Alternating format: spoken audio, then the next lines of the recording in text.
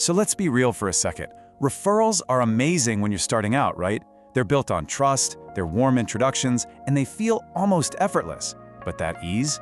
It's a trap. It makes you feel comfortable and creates this dependency that becomes incredibly difficult to break later on.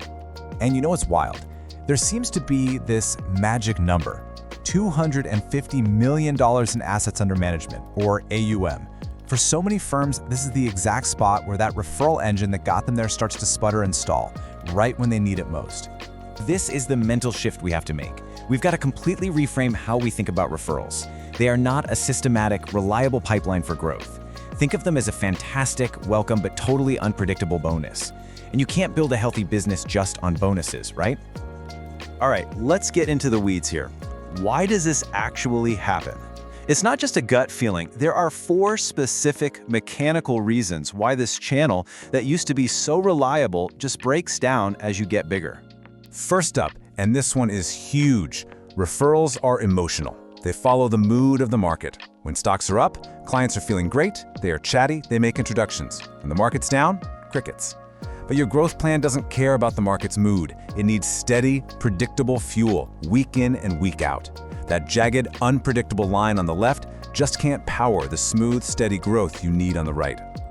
Second, and this is just simple math, your clients' high net worth networks, they run out.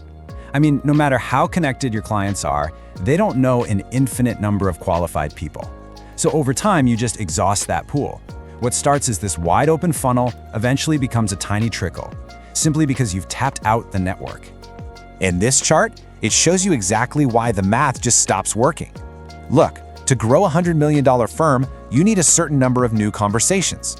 But to get meaningful growth at $500 million, the volume of conversations you need is exponentially higher. Referrals alone just cannot supply that kind of scale. It's impossible. And the last one, this one's sneaky.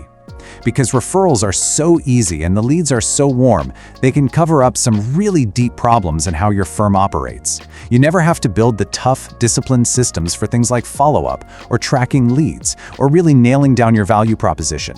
You never develop a real sales muscle, and without that muscle, you literally can't grow any other way. So if we all agree the referral model is basically broken for anyone who wants to scale, what's the alternative? What are the really successful big firms actually building to get that predictable, repeatable growth we're all after? They build a real growth engine. And this isn't just one magic bullet. It's a whole integrated system. It has 5 core parts. First, you've got to have diversified sourcing, so you're not just relying on one thing. Then, you need consistent outbound touches to actually create new conversations. Super important, you need separate ways of handling warm referrals versus cold leads. And finally, you got to have automated follow-up and a solid reporting layer so you can see what's actually working, not just what feels busy. Now, to run this new kind of system, you have to completely change your mindset. You know, you can't manage what you don't measure. And if you're going to build a brand new engine, you can't keep staring at the old dashboard. It just won't work. So if counting the number of referrals you get each month is basically a vanity metric, a number that feels good but doesn't predict the future, what should you be looking at every week? What number actually tells you if your growth engine is running the way it's supposed to? This is it. This is the whole ball game right here. The single most important metric for any firm that wants to scale is the number of net new qualified contacts you bring into your world every single week. And why is that? Because it's the one input at the very top of the funnel that you have direct control over. It's the fuel for the entire system. And really, that's what this all boils down to. If you want to build a firm that lasts, a firm that blows past that dangerous inflection point, you have to make a choice. It's a choice to move away from a reactive strategy, just hoping someone mentions your name at a dinner party, and move toward a proactive, disciplined system that builds its own future.